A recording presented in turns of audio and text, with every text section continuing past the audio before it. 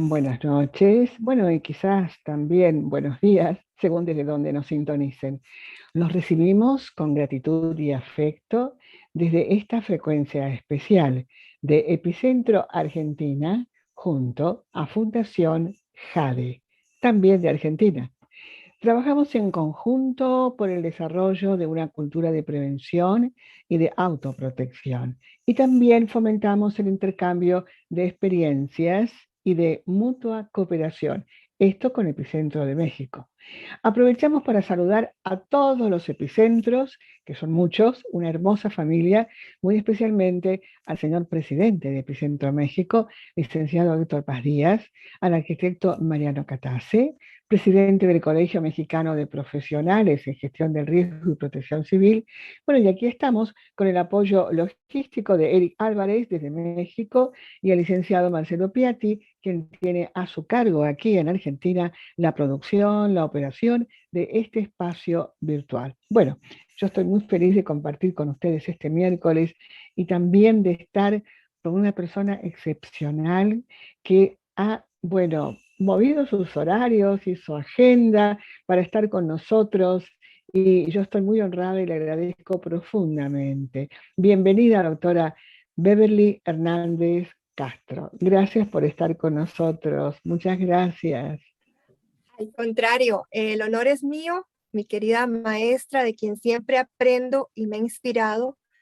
Eh, Así que siempre será un honor poder estar en sus espacios compartiendo con alguien de tan alto nivel. Gracias.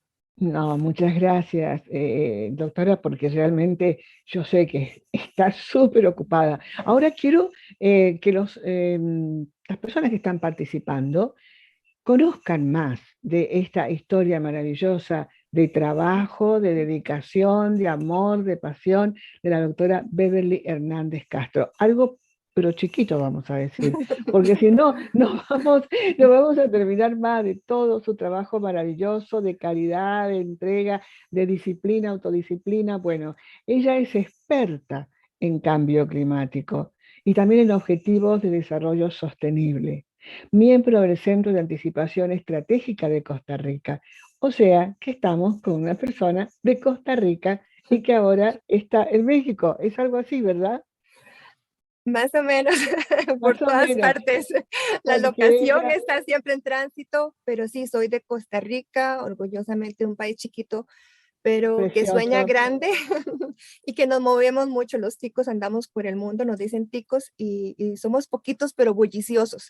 Y México ticos. definitivamente es mi segundo hogar y una nación en la cual yo agradezco formación, trabajo y grandes amistades.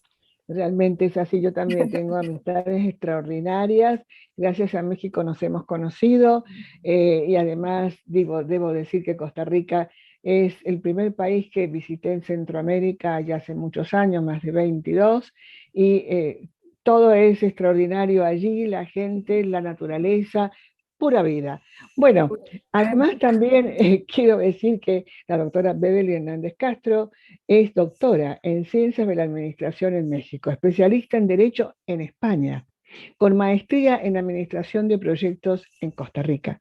Cuenta con 25 años de experiencia en gestión de proyectos en ordenamiento territorial, desarrollo sostenible, descarbonización de gobiernos locales, formulación de políticas públicas, mitigación y adaptación al cambio climático y glaciares. Acá tenemos muchos glaciares.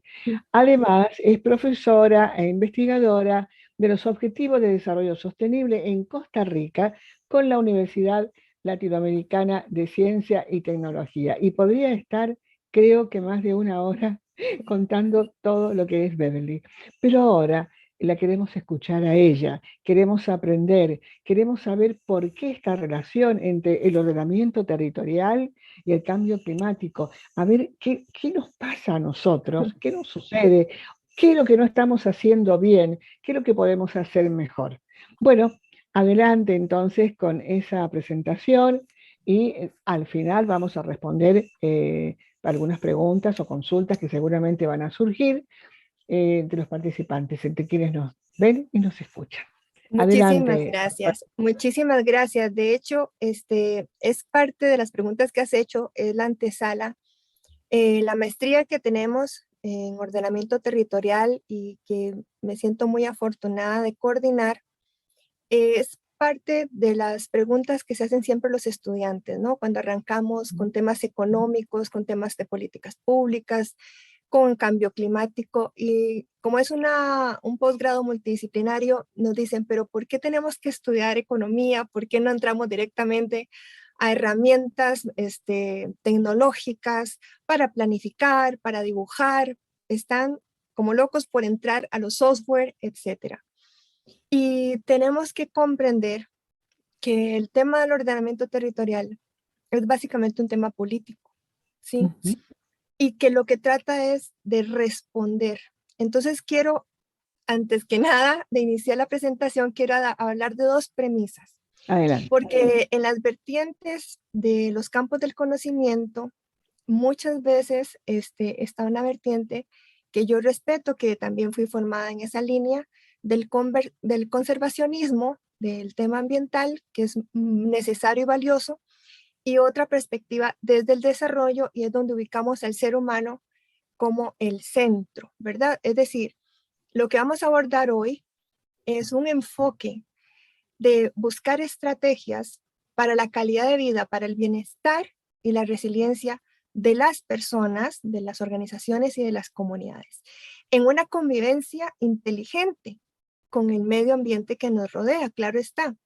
Y lo otro es importante es porque el título que pusimos dice estrategia ante el cambio climático. Entonces, Claro. meramente, como todos sabemos, tenemos que poner títulos cortos, pero ya que me han dado la palabra, por supuesto, el título puede ser mucho más largo y es una de las estrategias, ¿no? Entonces, humildemente vamos a hacer un acercamiento a este tema que es tan complejo y multidimensional desde una de las herramientas que su servidora considera que es supremamente útil, que he visto su desarrollo a lo largo del tiempo y que creo que vale la pena que toda vez nos familiaricemos más.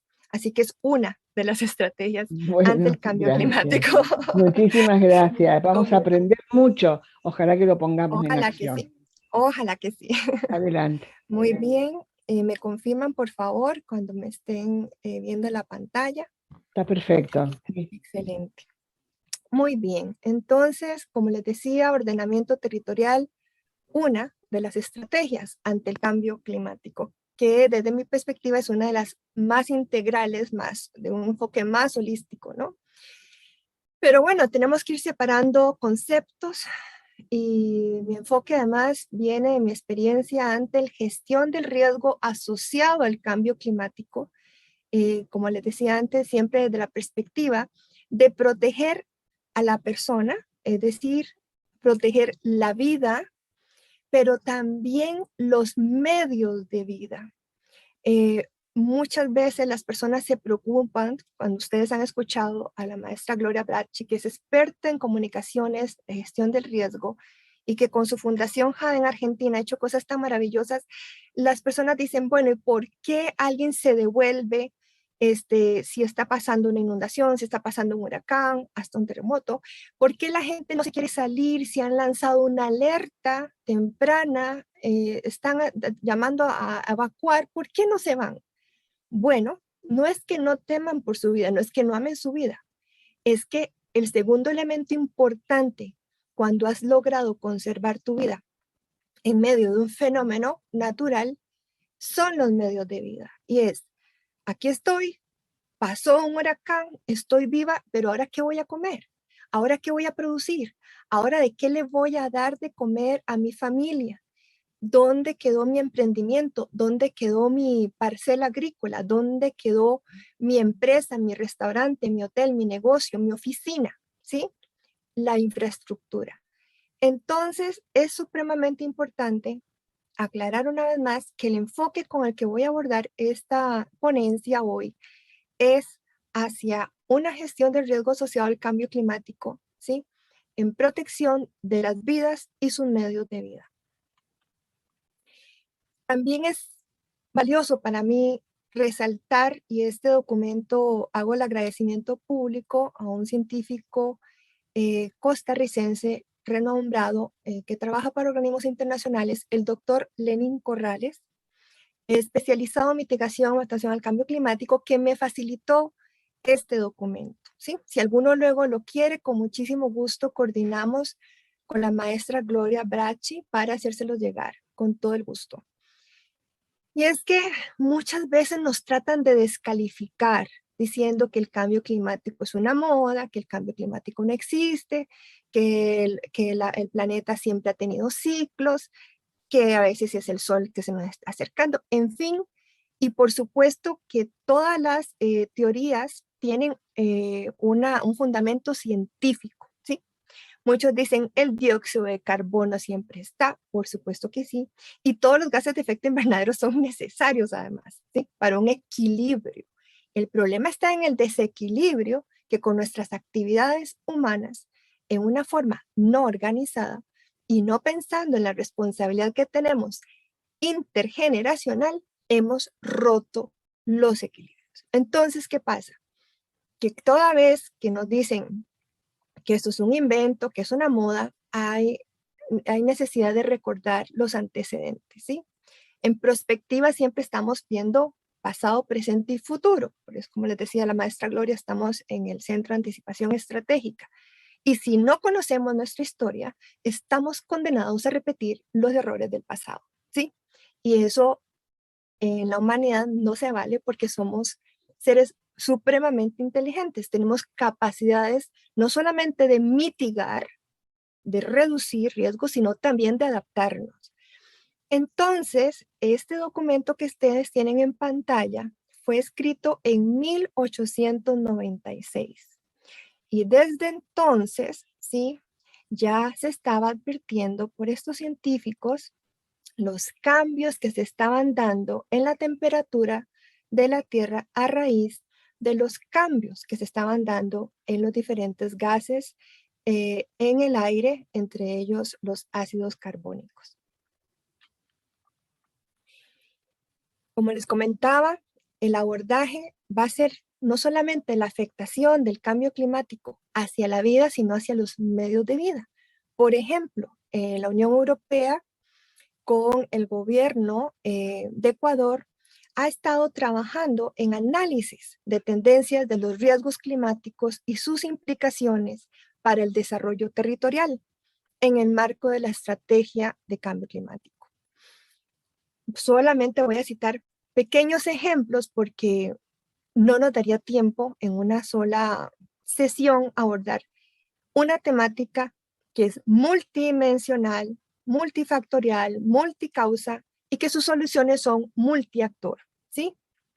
Entonces, por ejemplo, en el sector de agricultura, ya sabemos que el cambio climático ha intensificado la frecuencia, ¿sí? Y por decirlo de alguna forma, hasta la violencia del impacto, ¿verdad? Como las lluvias, huracanes, son toda vez más frecuentes y más feroces. Sus impactos son tan fuertes que a veces no nos da tiempo, como pasó en mi hermana República de Honduras, donde había pasado un huracán y ese mismo año pasó el otro. No hubo tiempo ni siquiera de recuperarse de uno cuando ya estaban siendo atacados por el otro literalmente. Entonces, si bien es cierto, el fenómeno natural no tiene un objetivo personal, si bien es cierto, nosotros somos vulnerables a esta intensidad de frecuencia y de impacto de los fenómenos naturales que se están viendo acelerados por el cambio climático. Entonces, amenazas que tenemos, aumento de días con lluvias extremas, por ejemplo, en mi país, que es famoso por su naturaleza, porque tenemos el famoso bosque lluvioso, que es comúnmente conocido como el rainforest, y es porque llovía de forma constante prácticamente 9 de los 12 meses del año. Entonces se permanece siempre verde. Pero ahora la cantidad de lluvia que se recibía durante el día, en el transcurso de un día, se recibe en una hora. Entonces, nuestros sistemas de alcantarillados, nuestras construcciones en los techos, que acá le decimos canoas, no resisten, no están preparados para esa cantidad de agua en tan poco tiempo. Por otro lado, los suelos no permean porque no tienen capacidad de recibir toda esta agua y filtrarla. Entonces se vuelven impermeables y ocasionando lo que llamamos desastres, porque entonces se satura el suelo y empieza a levantarse y a haber movimientos y provocan inundaciones, desplazamientos y otro montón de situaciones para el ser humano y también para los medios de vida del ser humano. Otros factores que afectan a la agricultura, por ejemplo, es el aumento de la temperatura media y las condiciones de sequedad. Ustedes bien saben que los agricultores necesitan tener un mapa para sembrar. ¿Sí? Entonces, este mapa ha sido alterado porque ya las épocas no son como antes, ya prácticamente no pueden alistar su lluvia temprana y tardía, ya no conocen cuándo vienen las sequías y cuándo no, y el aumento de la temperatura, la falta de humedad o el estrés hídrico, lo que genera es que sus cultivos no prosperen. De hecho, ha habido transformaciones aún hasta en los bosques propiamente, como se ha visto científicamente comprobado en Nicaragua, donde se está transformando, ¿sí? Se está retrayendo y literalmente hay que inventar nuevos cultivos o cultivos resilientes ante los cambios climáticos. De esta forma, en el caso de la infraestructura, que es algo que también afecta al ser humano, hay un aumento en la intensidad de lluvias, destruyendo o poniéndolo en condición de vulnerabilidad. En estos dos casos tenemos amenazas concretas hacia la vida y los medios de vida. En este otro cuadro vemos cómo por sector, ¿verdad? Se identifican las amenazas y las vulnerabilidades. Entonces tenemos el sector de asentamientos humanos, incrementan, por ejemplo, las olas de calor, de hecho se le llaman islas de calor, donde las personas adultos mayores, los niños, son los más vulnerables, porque estos golpes de calor no son posibles de resistir para algunas personas. Y esto se da por la forma en que estamos utilizando el territorio, ¿sí? Vulnerabilidad. Zonas urbano-marginales con poca cobertura de servicios básicos. En este caso está delimitado una zona de Sáchilas. Limitado oferta de servicios públicos, de salud, asistencia social. Por supuesto, el sector alimentario, ¿sí? La seguridad alimentaria y nutricional se compromete cuando tenemos la presencia, ¿verdad?, de los impactos del cambio climático que tanto han anunciado los científicos, que si no hacemos un cambio en nuestro comportamiento, en nuestro modelo de producción, en nuestro modelo de desarrollo económico, va a ser todavía más difícil de administrar y donde, si no lo logramos, en el escenario que nos han puesto con metas anuales y metas al mediano plazo, una de ellas al 2030, nos dicen pues que los efectos van a ser todos catastróficos, ¿sí? Todos sabemos que si hay problemas en los cultivos, pues la seguridad alimentaria y nutricional se compromete aún más. Dentro de las vulnerabilidades, una alta importación de productos de consumo masivo y escasa producción de productos agrícolas. Ahora que estamos viviendo los efectos, además de una guerra donde los insumos se han encarecido, es toda vez más necesario que cada territorio conserve y cuide sus medios de vida, entre ellos la agricultura, para que sus comunidades sean más resilientes y menos vulnerables, no solo ante el cambio climático, sino ante otros desafíos globales. Los sectores productivos y estratégicos también son afectados por la temperatura, el incremento de la precipitación y, lógicamente, la salud. La alta humedad en la transición de la época seca a la lluviosa genera condiciones de salud toda vez más complejas y hay estudios que demuestran la vulnerabilidad de las personas con problemas respiratorios, niños, mujeres embarazadas y ancianos ante el cambio climático. Además, el incremento en los vectores como Zika, chikungunya, dengue y bien saben ustedes que también se ha relacionado con la misma pandemia de la COVID que recién hemos estado sufriendo. Así que la vulnerabilidad territorial al cambio climático es multidimensional y está relacionada con una combinación de factores asociados al emplazamiento y al grado de fragilidad de los asentamientos humanos, así como todas las actividades, y es por eso que la economía es tan importante y comprender el modelo de desarrollo económico de mi localidad, de mi territorio, es fundamental en áreas propensas a amenazas de origen de fenómenos naturales. En cuanto a la escala territorial, tenemos que tener claro que una de las características, por ejemplo, en la zona en que yo habito, el Caribe, que viene desde el sureste de México, incluye por supuesto la parte insular y va terminando allá por Colombia, o sea, es una región bastante amplia. Los desastres pueden tener una dimensión nacional. ¿Por qué? Porque territorialmente, como dije al inicio, el tema del ordenamiento del territorio es político. Finalmente, somos territorios que hemos sido fraccionados políticamente, entonces tenemos unos límites absolutamente políticos que no obedecen al ecosistema al que pertenecemos como naciones caribeñas. Entonces, cuando se habla de un desastre, hay un pequeño territorio con condición de país y cuando viene una de estas situaciones es una dimensión nacional. Y nos preguntamos, ¿esa nación tiene resiliencia suficiente para soportar esta magnitud? Por ejemplo, en la temporada de huracanes del 2017, en las Islas Vírgenes Británicas y San Martín, el costo total de los huracanes Irma y María fue superior al 100% del Producto Interno Bruto de esos países. Un desastre de esa magnitud ha de tener secuelas durante varios años. ¿Quién resiste? Acá, por ejemplo, esta es una foto de mi país, Costa Rica. En el 2016, este es un puente que se llama Guayabo de Bagaces. Dicho sea de paso, mi familia materna tiene sus medios de vida allí y tuvieron una devastación terrible, gracias a Dios sin pérdidas humanas, pero sí perdieron sus medios de vida, entre muchas otras familias. La recurrencia de amenazas naturales y el hecho de que la población se concentre en las costas hace que el Caribe sea una de las regiones del mundo donde el impacto de los desastres es mayor. Entre 1990 y 2017 tuvieron lugar 408 desastres en la subregión, el 90% de los cuales se originó por fenómenos hidroclimáticos, como inundaciones, tormentas y ciclones tropicales. Y aquí vamos a dar Perdón, paso.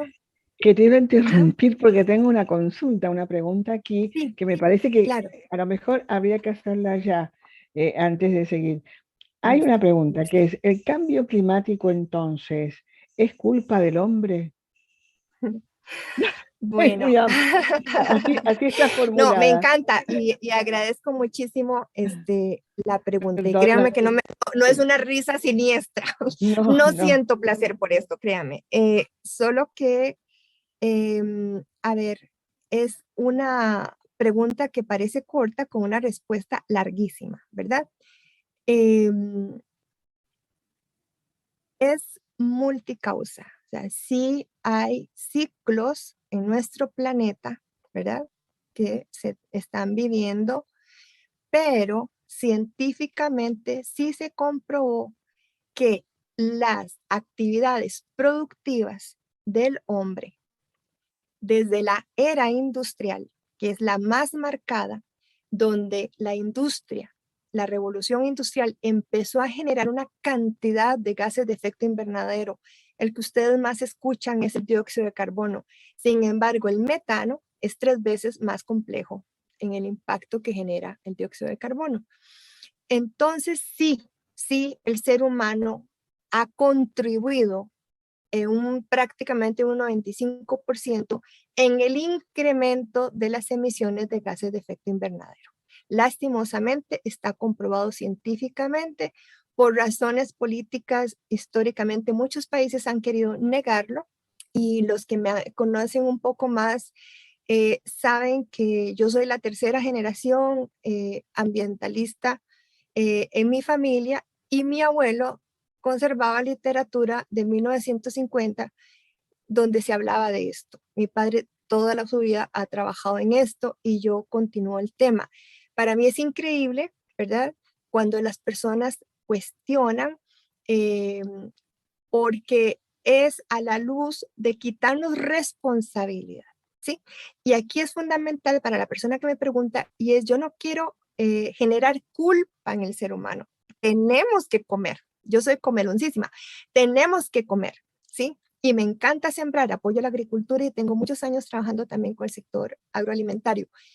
Pero tenemos que encontrar, y existen estrategias de producción que no perjudiquen el medio ambiente, porque si perjudico el medio ambiente nos estamos perjudicando todos. Entonces, lastimosamente la respuesta es sí, tenemos una responsabilidad muy grande y mi mensaje es que dejemos de ser protagonistas de las acciones incorrectas y nos volvemos responsables y protagonistas de las acciones correctas, no victimizarnos, que Gloria sabe perfectamente lo que hablo.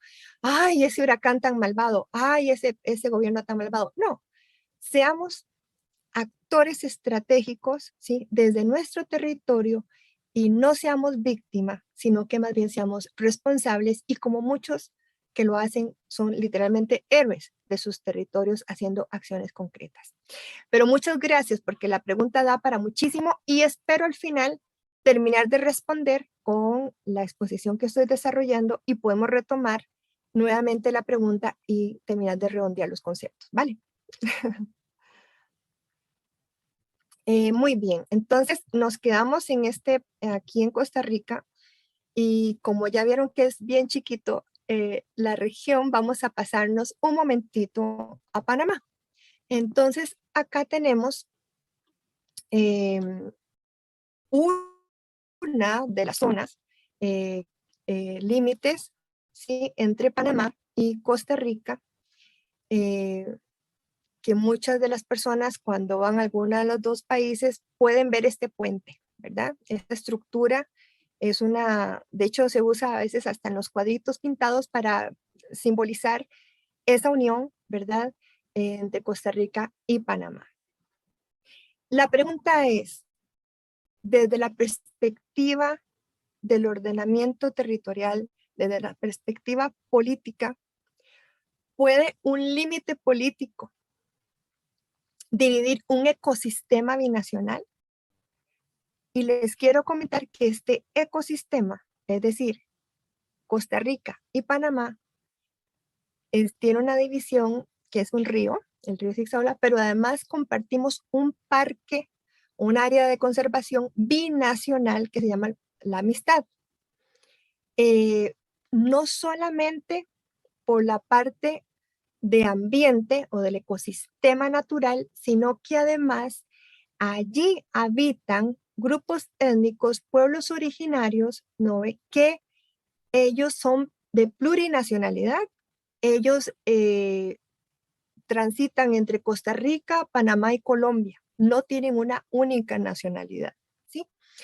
Entonces, es una de las preguntas que yo quiero que ustedes me contesten, porque hoy no voy a responder, ustedes me van a responder a mí, ¿sí? ¿Y el territorio? Entonces, ¿qué es el territorio? Porque aquí hay una división, aquí hay un puente para conectar entre uno y otro, pero está reflejando verdaderamente lo que es un territorio. Nos vamos a quedar aún en Centroamérica, Guatemala. Este es uno de los puntos entre Guatemala y México, ¿sí? Esto es fronterizo, es un punto fronterizo. Y el territorio mesoamericano, que es todo México, que llega con evidencia arqueológica, ¿sí? Hasta Costa Rica llega a Mesoamérica.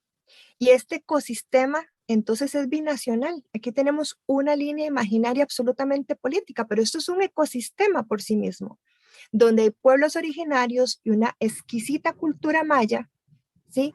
Y que Aún en Honduras, ni se diga Guatemala, que es exquisito como México en su arqueología, pero aún llegas a Honduras, encuentras maravillas espectaculares. Costa Rica somos más modestos, tenemos unos hallazgos muy interesantes en Turrialba, arqueológicos, pues como les digo, aquí todo es chiquito, hicimos las maquetas, pero hay. Entonces, ¿cuál es el territorio? Nos vamos a ir por mar, porque somos caribeños, nos vamos a ir por mar a Dominicana y Haití, que son una sola isla. Y aquí esta es la división fronteriza entre Dominicana y Haití. Era un mismo ecosistema. Sin embargo, podemos ver cómo la tala de árboles de Haití y cómo hay esta zona conservada en Dominicana. Se ha dicho múltiples veces que por la razón que hay un impacto tan severo en el pueblo haitiano es precisamente porque cuando pasan huracanes, ciclones, tormentas tropicales, no hay quien lo ataje, ¿sí? Porque ha sido deforestado por décadas. Entonces, además de que es un ecosistema binacional, ¿sí? Y por supuesto, habían pueblos originarios de la cultura precolonial, tenemos que encima de todo, ¿verdad? Han sido colonizados de formas distintas por Francia, por España, y hoy ni siquiera es el francés el idioma más importante en Haití, sino que es el creole, por supuesto, en Dominicana el español, y por la influencia del comercio y de la migración entre Estados Unidos y República Dominicana, el inglés es muy importante y el francés en su escala. Y Estados Unidos y México, otro punto fronterizo, porque Dominicana nos sale muy barato viajar a Estados Unidos, o nos hemos ido para allá un momentito. ¿Ah? Y entonces tenemos otro ecosistema binacional con pueblos originarios, con una exquisita e interminable cultura mexicana, que es todo un tema, ¿verdad? Es toda una trilogía enciclopédica. Solamente entender y estudiar las diferentes culturas en México. Entonces, tenemos una división que es muy notable en cuanto al modelo de desarrollo, ¿sí? La calidad, la vida y los medios de vida, ¿sí? Por supuesto, por México, entre muchos otros, España, Francia, ¿sí? Estados Unidos e Inglaterra, pero por México muchos otros países quisieron adueñarse de la exquisitez cultural y riquezas naturales de México. Entonces, como estamos ya en Estados Unidos, pues nos fuimos un momentito a Canadá y resulta que aquí empezamos a ver cosas interesantes. Aquí ya no vemos tanta diferencia, ¿cierto? Aquí, perdón, no hay tanta diferencia entre el ecosistema, y aquí sí podemos tener una visión más clara de que sí es un ecosistema binacional, ¿sí? Y que sus pueblos, ¿verdad? Tienen sus pueblos originarios que tienen condiciones, además, que han ido ganando con el tiempo, mucho más favorables que los pueblos originarios de América Latina y el Caribe, y que lógicamente, bueno, tenemos el tema de la colonización, inglés, francés, español, pero es muy interesante ver cómo se va reflejando el territorio, los modelos de desarrollo, la desigualdad, ¿sí? Lo vamos viendo. Por otro lado, les comento que yo estuve en la India un año y empieza uno a cuestionarse realmente el tema de la desigualdad, de la equidad, de la pobreza, y pensamos si algún día realmente podemos erradicarlo. Seguimos manteniendo la esperanza en que al menos en nuestro territorio nosotros debemos hacer todo nuestro esfuerzo por erradicarlo. Cuando hay culturas que ya llevan 7.000 años, ¿verdad? Donde coexisten todas las religiones, donde tienen demasiados idiomas y sin embargo tienen una pobreza y desigualdad impresionante. Como estamos en Oriente, pasamos a China, donde estuve también, y me llamó mucho la atención ver la forma tan agresiva, ¿sí? de construir, de consumir recursos y del tratamiento de las personas. Entonces, hay un compromiso de los recursos naturales. Han venido a América, específicamente en Perú, son uno de los grandes aliados comerciales, pero se están llevando muchos de los tesoros de Perú, ¿cierto? Por supuesto, igual, con una diversidad étnica, cultural, de lenguas, donde el idioma oficial es el mandarín, pero se hablan muchísimas más de acuerdo a sus provincias. Aquí, sin embargo, vemos que prácticamente no hay mucha diferencia en su modelo de desarrollo entre un país y otro.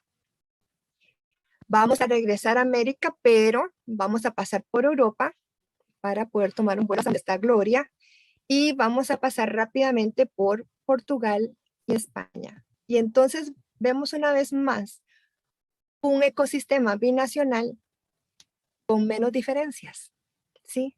Con menos diferencias. Ya realmente, si no estuviera por el rotulito, sería prácticamente imposible determinar en qué país estamos.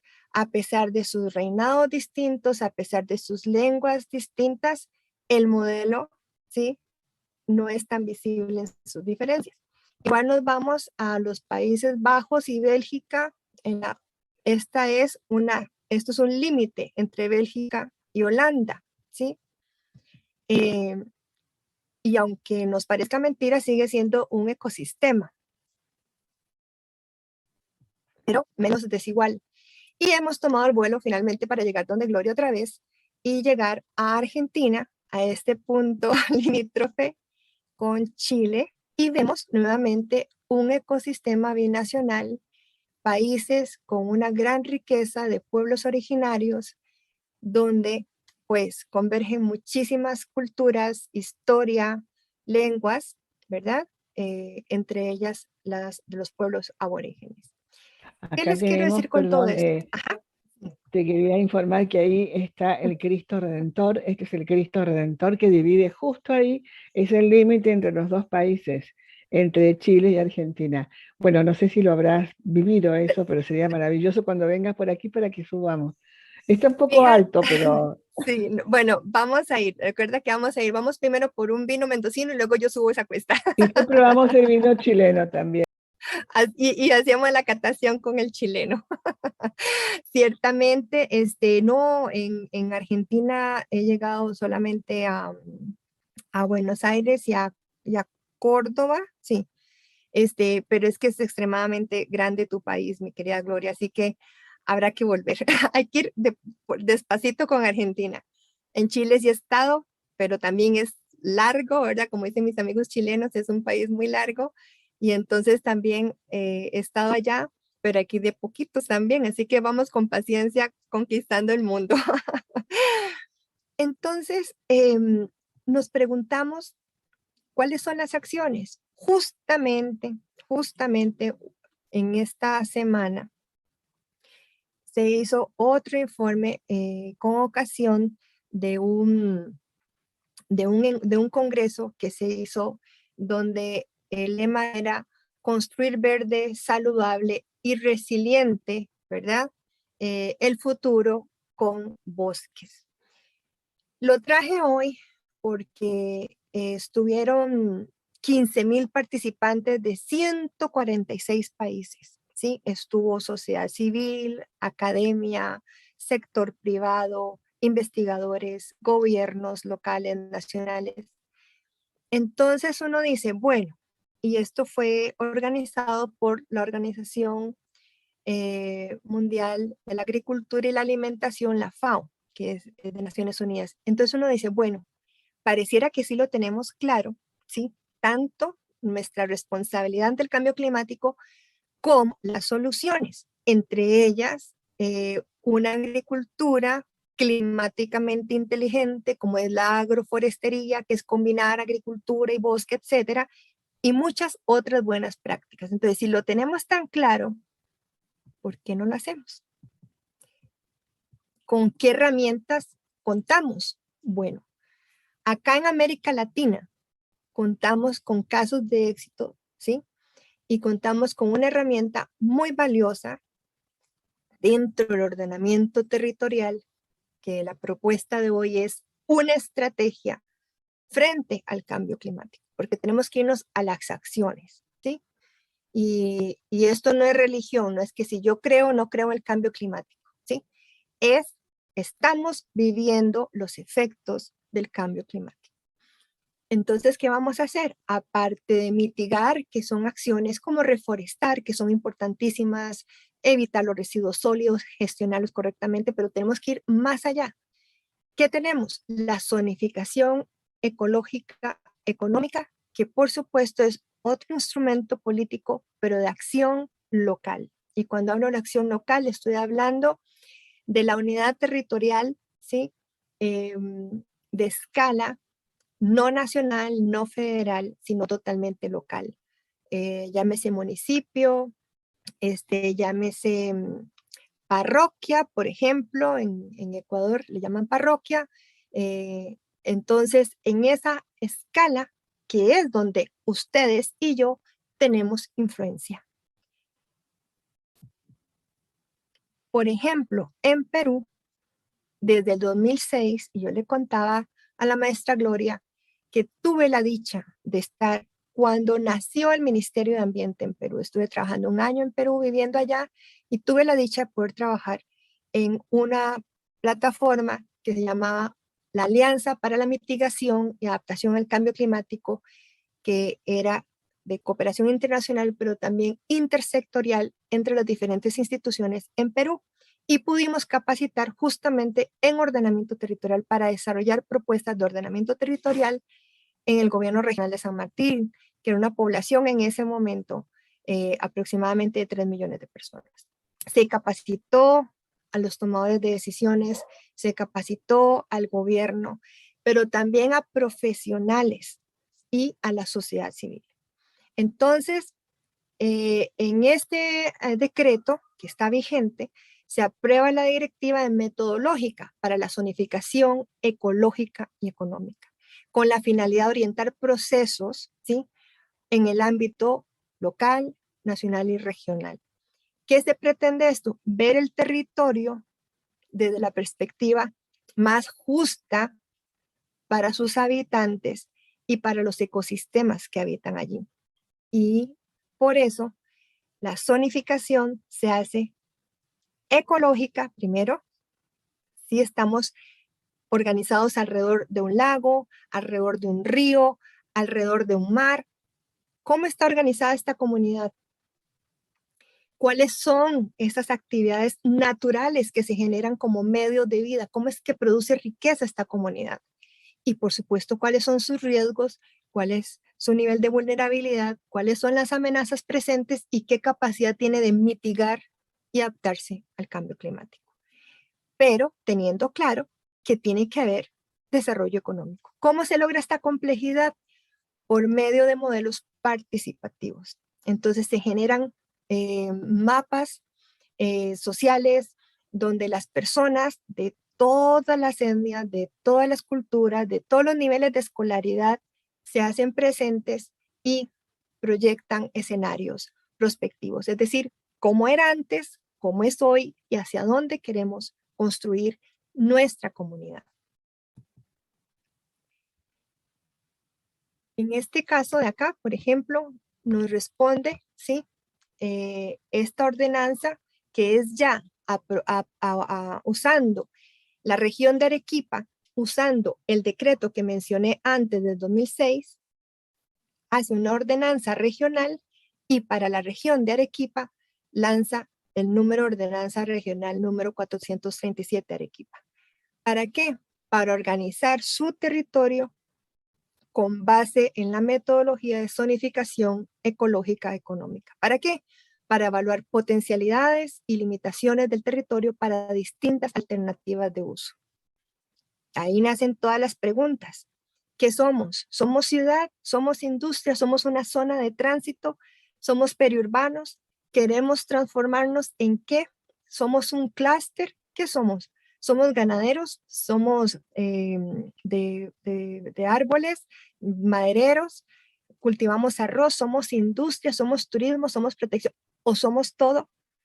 ¿Cómo nos vamos a organizar para que haya riqueza, por supuesto, y pueda haber bienestar, pero también haya salud en el ecosistema natural al que pertenecemos para mitigar y adaptarnos al cambio climático. Este, por supuesto, es un escenario deseable. Entonces, el ordenamiento territorial es una política pública. En América Latina hemos avanzado muchísimo. Como le pasó al cambio climático, también han dicho que es una moda, ¿sí? Pero no es cierto. Y se ha logrado que haya muchos viceministerios, que en México se le llaman secretarías al ministerio, entonces serían subsecretarías, pero para casi que el resto de países de América Latina le llamamos ministerios. Existe a nivel de viceministerio, ¿sí? Viceministerios de ordenamiento territorial. Entonces, no es cierto que no se puede, no es cierto que no trasciende. Sí tenemos muchas preguntas al respecto. Por ejemplo, ¿por qué si existe? ¿Por qué si hace años se está trabajando? ¿Por qué no se da en todos los territorios? Ahorita vamos a ir para allá. Para el doctor Rosendo Pujol Mesalles, el ordenamiento territorial es un ejercicio colectivo, participativo, de crear ciudades o comunidades, yo lo puse textual, en mi caso le agrego comunidades, más funcionales, que además provean mejor calidad de vida a sus habitantes, aumenten la productividad que allí se efectúan. Por eso les recordaba al inicio que esta conferencia está pensada en el ser humano, en su calidad de vida, en su generación de riqueza, en su reducción de vulnerabilidad, en su capacidad de adaptación al cambio climático. Para Pindado, integrar la adaptación climática en instrumentos de planificación local permite establecer herramientas para transformar intencionalmente realidades a ideales en la planificación de una ciudad, donde la ciudadanía advierte la pertenencia en la construcción de los cambios de forma activa. O sea, nosotros, sociedad civil, activos, no pasivos. La gobernanza climática representa un mecanismo de articulación de los sectores públicos y privados para gestionar asuntos de interés común en los territorios. A nivel local, las estrategias provinciales de cambio climático y el plan de desarrollo y ordenamiento territorial de los niveles provinciales, cantonales, parroquiales, inclusive, son herramientas clave. Es decir, no podemos hablar de ordenamiento territorial si no está de forma transversal el cambio climático. Y es difícil pensar en que nos vamos a adaptar al cambio climático sin ordenamiento territorial. Esta diapositiva es tomada de una presentación muy reciente de Sáchilas, Ecuador, ¿sí? Y dicen del gobierno, ¿verdad? Local.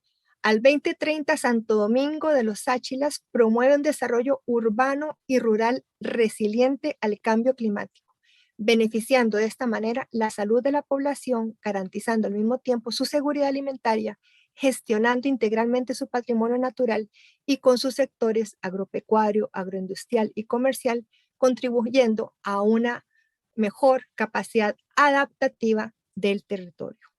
Esto es posible cuando hay voluntad política. Es importante resaltar que en el informe RED 2 del 2020 se dice que género y cambio climático, ¿sí?, se define como un indicador de la presencia de mujeres en las organizaciones. Ya en otra ocasión hablaremos con Gloria sobre la red de mujeres en el territorio, ¿sí? Y la relevancia en el tejido social comunitario. Esta lucha abarca un trabajo en concienciación climática y fuertemente en la participación de las mujeres en las organizaciones y espacios de toma de decisión. En ONU Mujeres se resalta que la conexión de las mujeres indígenas con su territorio y la naturaleza es clave para la conservación del ambiente y la reducción del riesgo de desastres. De esta forma, voy cerrando la parte de exposición para abrir la conversación, donde la resiliencia comunitaria, comprendiéndose que es nuestra capacidad de resistir los impactos, ¿verdad? Que hoy son tantos los desafíos, pero en el tema de hoy nos estamos refiriendo a ese aumento en la intensidad y severidad de los fenómenos naturales que pueden decantarse en un desastre comunitario, ya sea a escala comercial de las empresas, organizaciones, crisis en la infraestructura, a nivel personal, pérdida de vida y, como hemos dicho, los medios de vida. Esa capacidad de poder resistir y fortalecernos en nuestra recuperación para seguir operando luego de un acontecimiento es lo que llamamos resiliencia comunitaria. Pero eso pasa por un tejido social. Eso pasa por dejar el papel de víctima.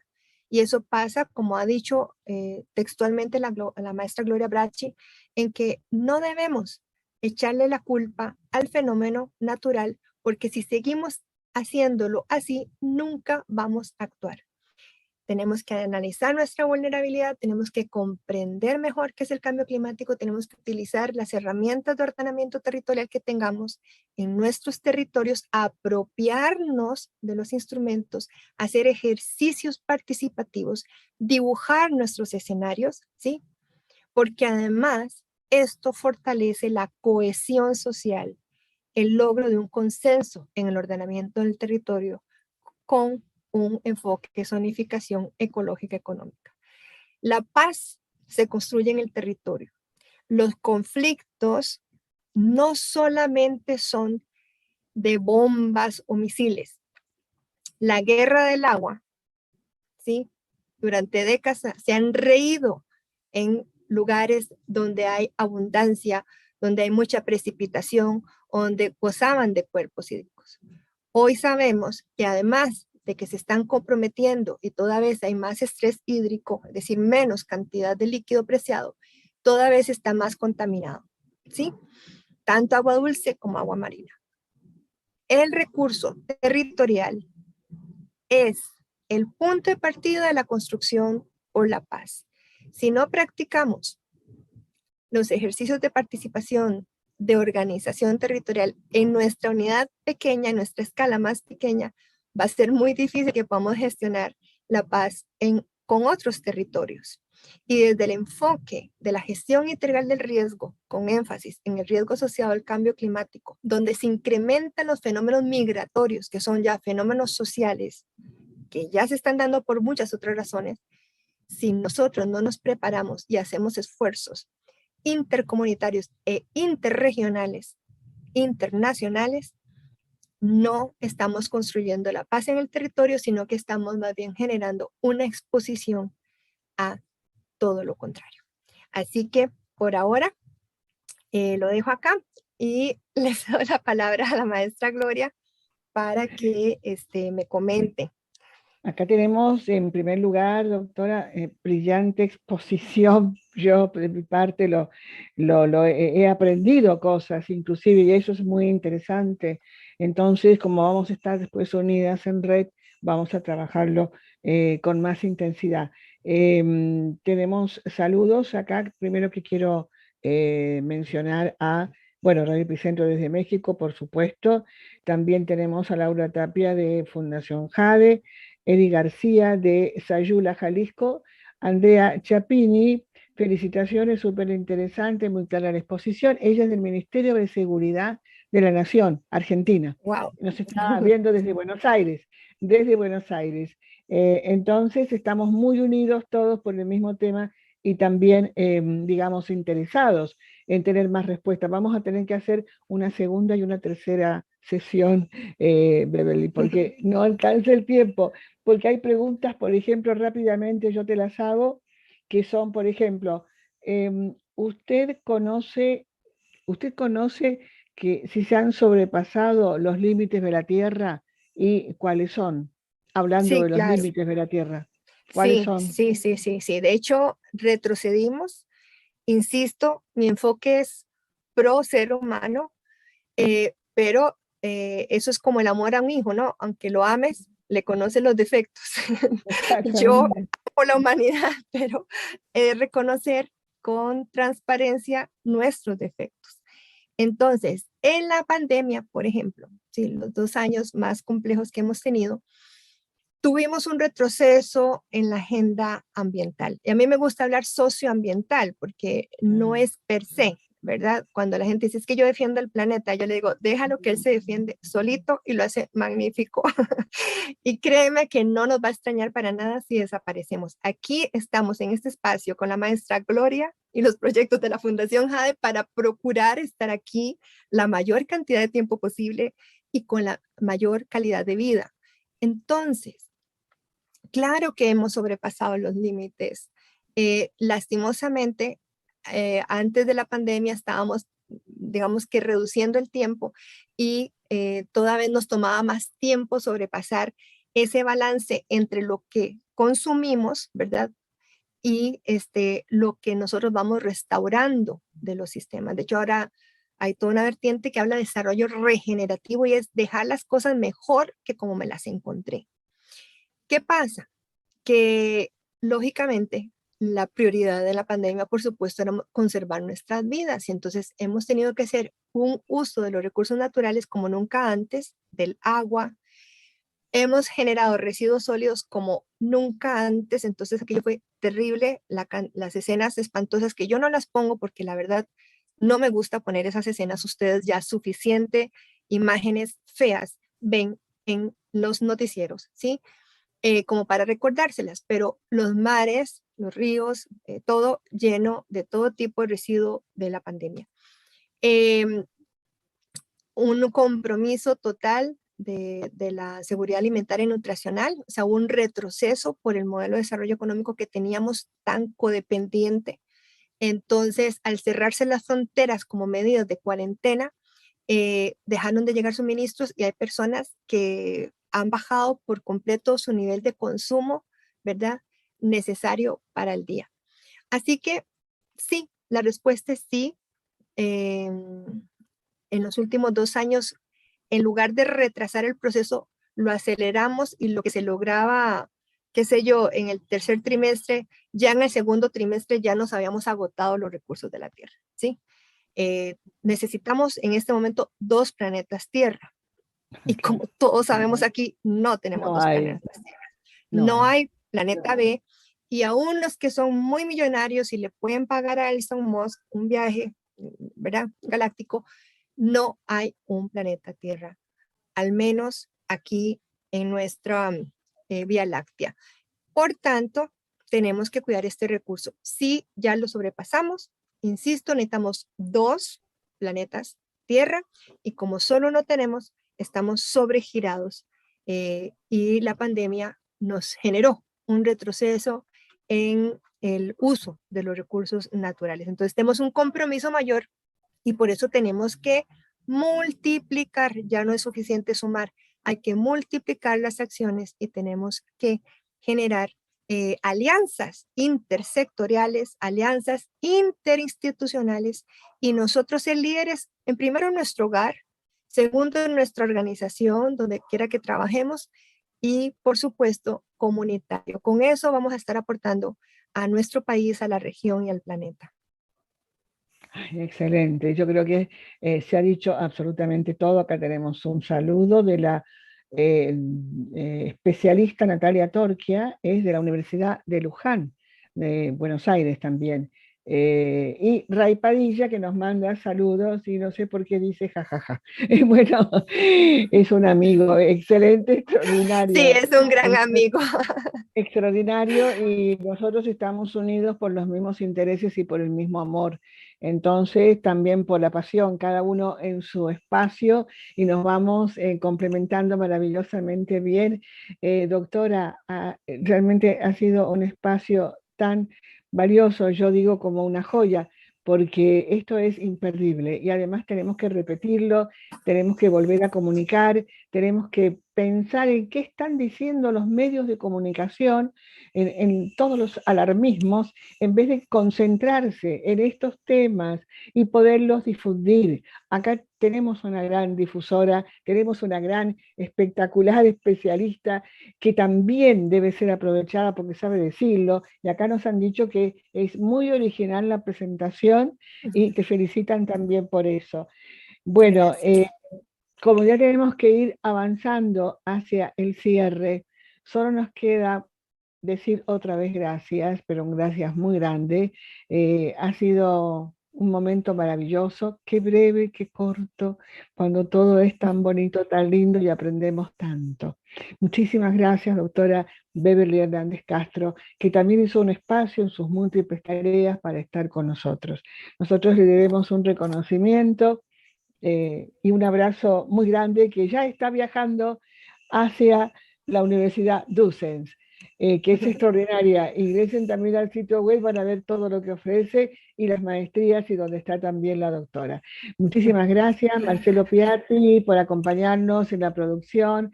Muchas gracias, Radio Epicentro México, del Colegio Mexicano de Profesionales en Gestión de Riesgo y Protección Civil, a todos quienes han estado con nosotros esta noche. Muchísimas gracias. Nos vemos dentro de 15 días en otro miércoles. Y vamos a seguir con la doctora Beverly, porque es así. Quedan los puntos suspensivos y quedan muchas preguntas para responder. Muchísimas gracias. Gracias, dice también la Tierra. En este momento la estoy escuchando. Muy amables. Muchas gracias. Buenas tardes y buenas noches. Hasta pronto.